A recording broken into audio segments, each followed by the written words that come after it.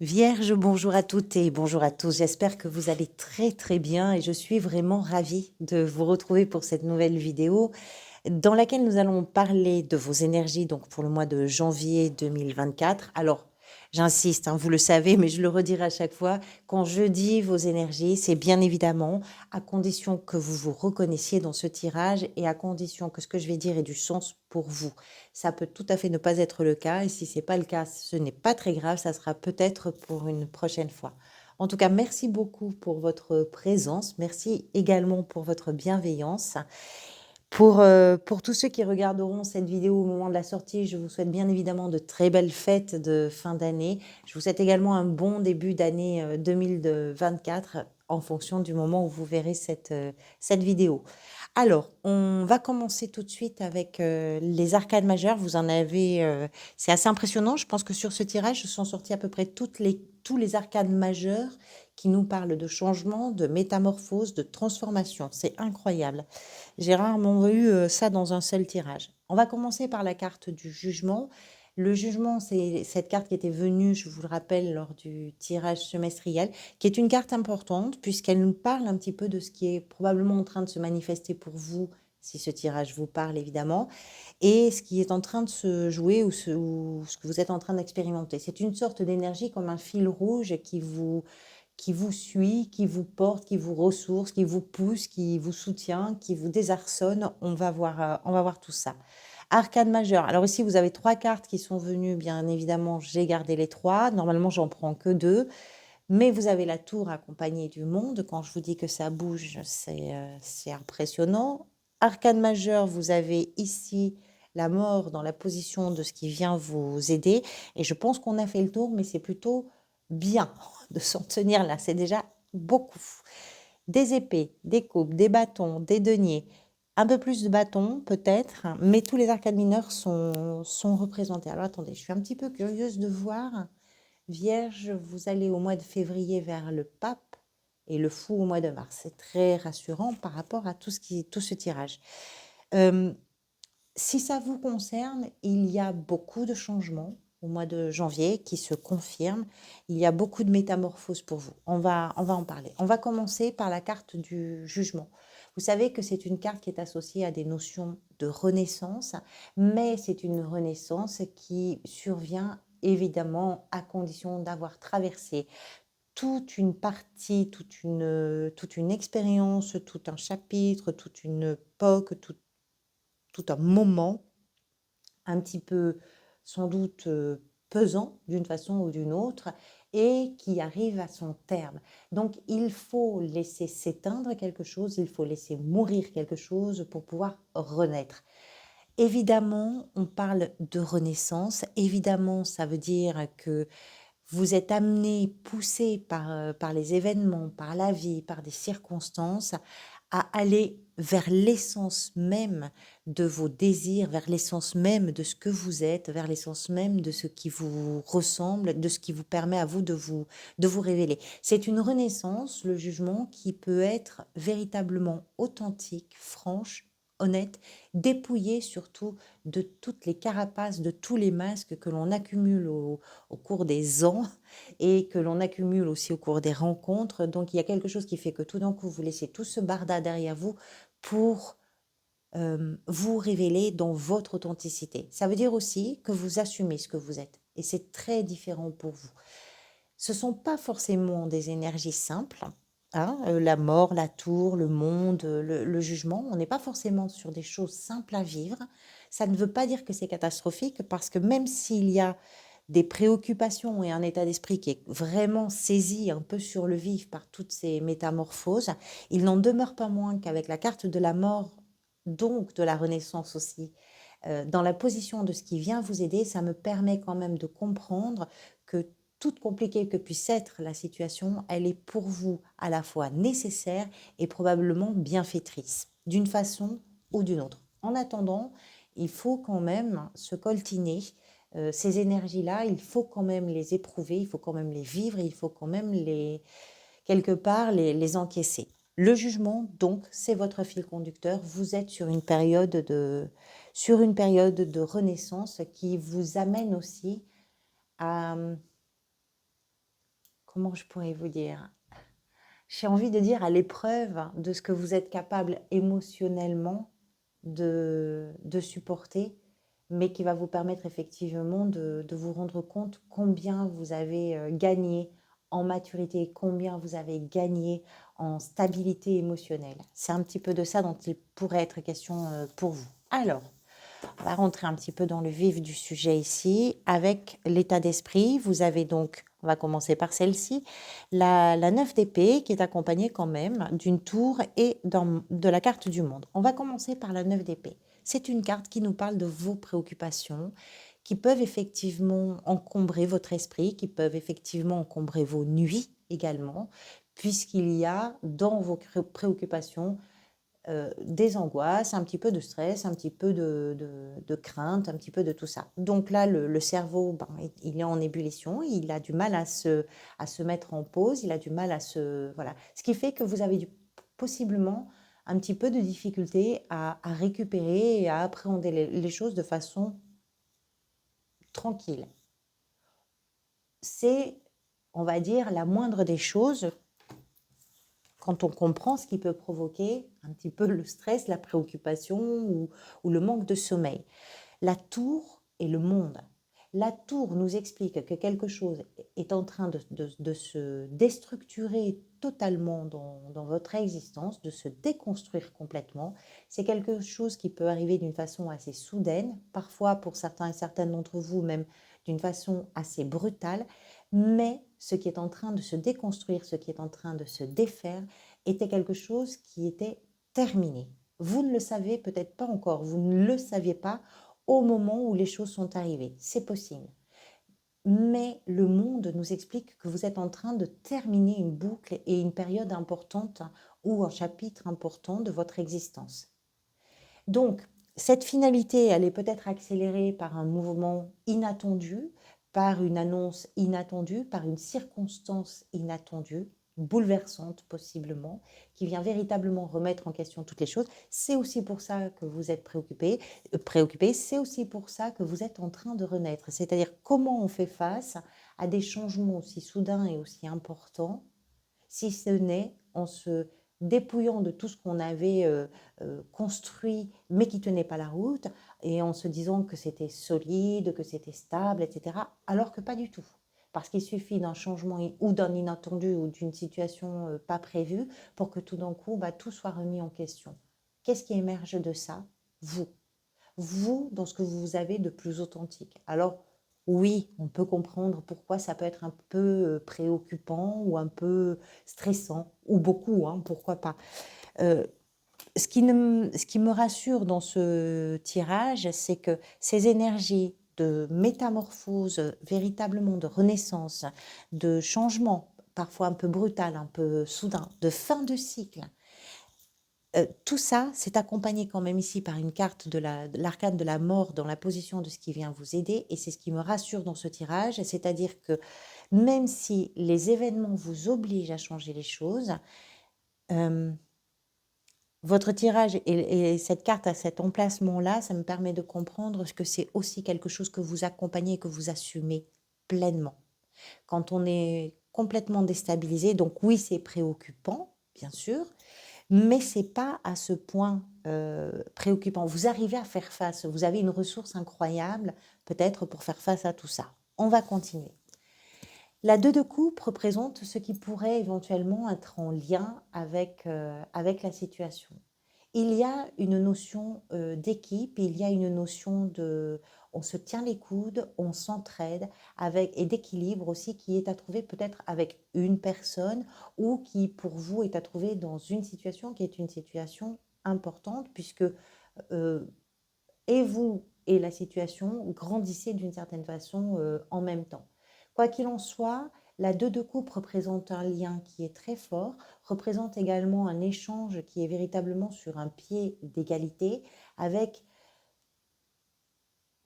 cette notion de sécurité, de confiance et de réciprocité entre les acteurs de la situation.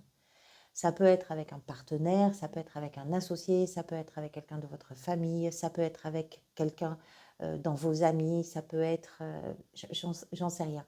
Mais il est probable que dans les changements, il y a le début d'une relation, d'un partenariat, d'une association, d'une collaboration, le début d'un lien qui est très fort, qui est très puissant et qui va amener les deux parties concernées, quelles que soient les parties, à une évolution très importante. Alors, ce que vous voulez, c'est représenté par ce cavalier de bâton. Ce cavalier, il se démarque par plusieurs choses. D'abord, c'est quelqu'un de très courageux et c'est quelqu'un de très puissant parce que c'est quelqu'un qui n'a peur de rien, qui est complètement motivé, stimulé, porté par sa détermination. Ce qui le porte, c'est je fonce, je me lance à corps perdu dans l'action pour que ce que j'imagine, ce que je veux, prenne forme. Ce qui peut prendre forme, prendra forme parce que vous vous lancez. Alors, il n'y a pas forcément beaucoup de planification, mais ce que vous voulez, c'est rentrer vraiment dans le vif du sujet.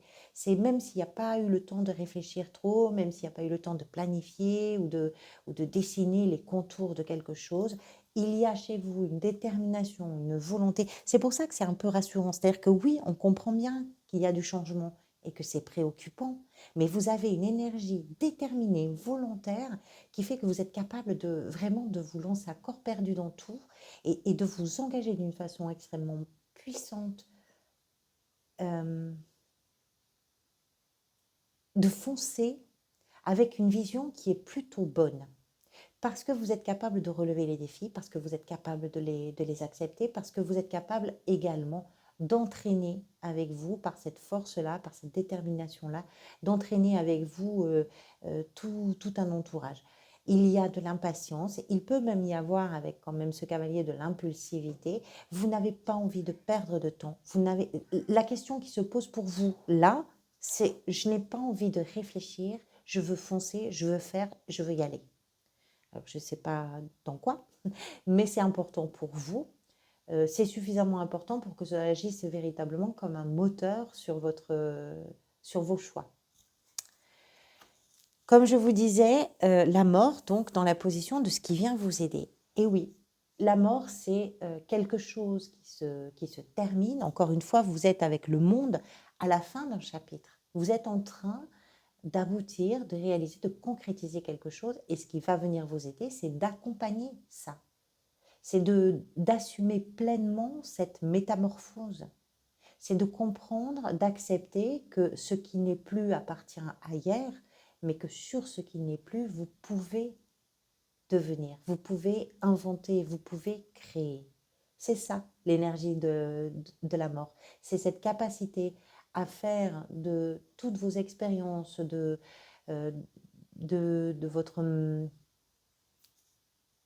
histoire, de tous les événements qui se sont passés, arriver à comprendre qu'il y a certaines choses qui n'existent plus, qui ne sont plus, mais dans cette compréhension, surtout accepter pour que ça devienne fertile de nouveau. Et ça, c'est ce qui vient vous aider. Vous avez cette force en vous de comprendre ça. Vous avez cette force en vous de foncer, probablement pas tout seul ou pas toute seule, de foncer vers ce qui va vous permettre de créer quelque chose de nouveau. C'est pas simple, vraiment, hein, le jugement, la tour, le monde, la mort, c'est un peu pesant. Hein, pour certains et certaines d'entre vous, il peut se passer vraiment des choses puissantes, fortes, oui. Mais vous n'êtes pas démunis. Sinon, on n'aurait pas cette carte dans ce qui peut venir vous aider. Le défi, il est représenté par le valet de denier. Je dirais que c'est de ne pas vous éparpiller. Parce que comme vous n'avez pas envie de perdre du temps à réfléchir les choses, vous sentez qu'il faut faire. Il y a comme une sorte d'urgence pour vous à faire, à foncer, à y aller, à se dire allez, on y va. Il y a une opportunité, je vais voir ce que c'est. J'y vais. Voilà. Du coup, ça peut faire que vous vous éparpillez un petit peu, parce que c'est un peu dans l'ADN de ce cavalier de bâton. Je cours dans tous les sens en même temps. C'est pas grave, une direction, non, non, non, j'ai pas le temps de choisir une direction, je vais dans toutes les directions, j'essaie tout. Et du coup, ça peut faire que peut-être ce serait bien de vous recentrer un petit peu et de vous refocaliser. Pourquoi? Parce que ce Valier de denier nous parle de ce qui vous permet justement de définir un projet, une idée, le contour du début de quelque chose. Un valet, c'est toujours un commencement. On voit que vous avez quelque chose qui va commencer. Vous êtes sur une fin de cycle, donc forcément, vous êtes aussi sur un début de cycle. Pour l'instant, vous êtes sur les énergies de finalité. Mais tout ça, c'est quelque chose qui va émerger. On a 2 cartes de renaissance. Le défi, il est là.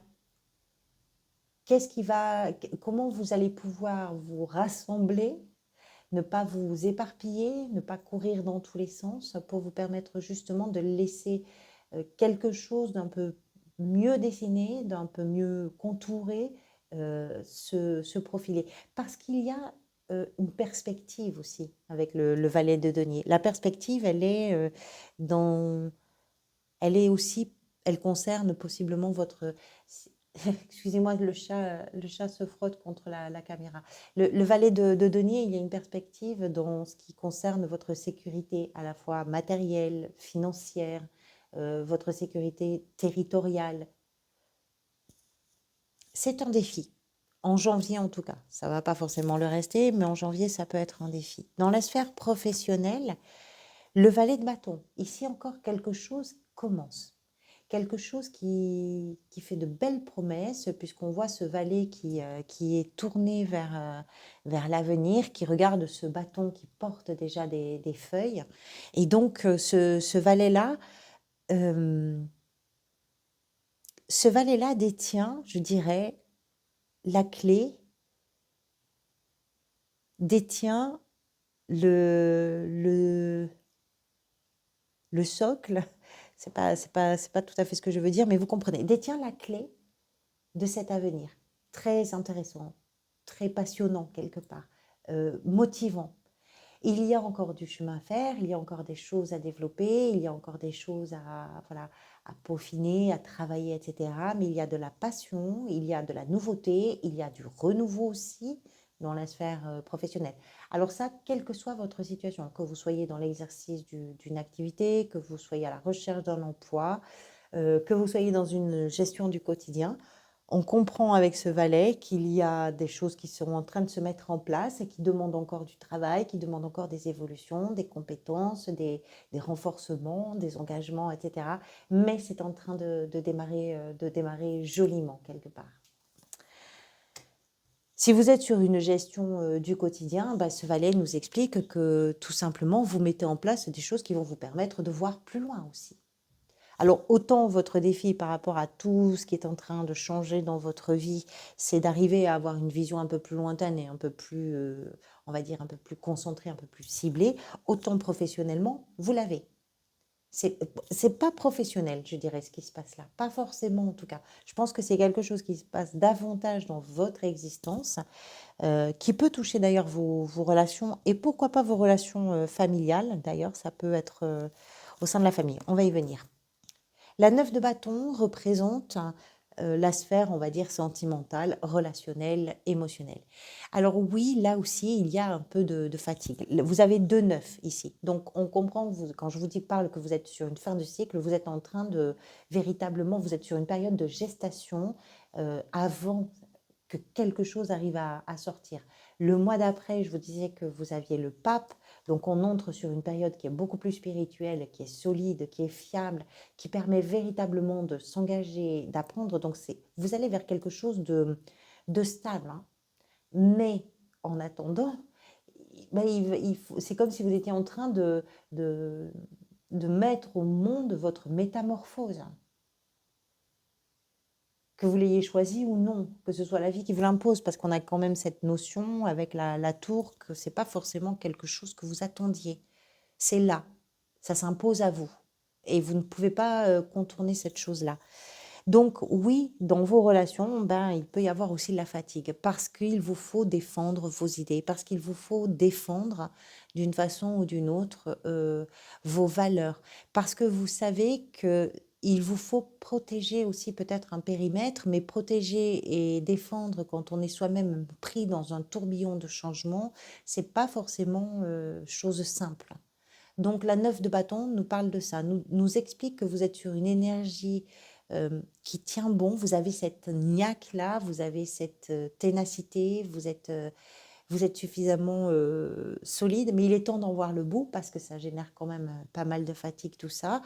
Et vous êtes suffisamment solide et alerte aussi pour défendre ce qui est important pour vous et pour préserver, même dans les changements, un périmètre qui serait pour vous peut-être un périmètre de sécurité. Il y a de la fatigue dans vos relations. Alors ça ne veut pas dire que vos relations vous fatiguent, mais ça veut dire que si vous êtes, vous, pris ou prise dans tous ces changements, inévitablement, incontournablement, ça rejaillit d'une façon ou d'une autre dans vos liens avec les gens qui vous sont proches. C'est une évidence, hein. Si ce tirage vous parle, c'est forcément quelque chose qui rejaillit un petit peu dans tous les domaines. Apparemment, la sphère professionnelle est plutôt épargnée, mais ça peut rejaillir dans tous les domaines, y compris dans vos relations.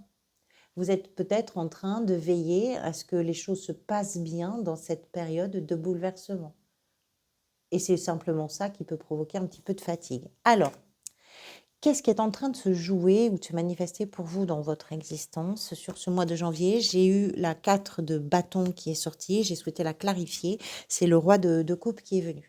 La 4 de bâton nous explique que ce qui est en train de se manifester, c'est peut-être une consolidation au sein de la famille. Pourquoi? Parce que c'est exactement ce que représente cette 4 de bâton. On est en présence ici d'une carte qui nous parle d'une étape clé qui doit être d'une certaine façon célébrée, qui nous parle également d'une tribu qui est un véritable soutien pour vous, mais d'une tribu pour qui vous êtes vous-même un véritable soutien, et de la sécurité aussi que l'on peut éprouver quand on est parmi les siens. Et ce qui est en train de se produire là, peut-être dans les changements, c'est ce qui vous permet de comprendre que votre sécurité se trouve aussi au milieu des vôtres. Euh, Ce qui est en train de se produire vous amène à renforcer une forme de stabilité, pourquoi pas familiale. Le roi de coupe, qui vient renforcer ou clarifier un petit peu ça, nous parle également de toute cette traversée émotionnelle, peut-être que vous partagez avec votre clan, votre tribu, votre famille, et qui va vous permettre de mettre en place un projet, de mettre en place quelque chose. Ce qui est en train de se passer, c'est que vous êtes en train de créer cette période plutôt de joie de vivre, de paix aussi. Euh, mais ça vous demande, enfin pas mais d'ailleurs, et plutôt que mais, et ça vous demande aussi de pouvoir faire face avec toute votre maturité émotionnelle. Ce qui est en train de se jouer, c'est ça. Vous êtes en train de grandir émotionnellement dans une situation qui consolide quelque chose avec les gens qui sont vos proches, votre famille de cœur, de sang. Et vous êtes en train de mettre en place quelque chose qui va vous conduire, vous et peut-être aussi ces gens-là, vers une période beaucoup plus douce. De façon pérenne, stable et solide aussi. C'est assez puissant, hein, ce tirage.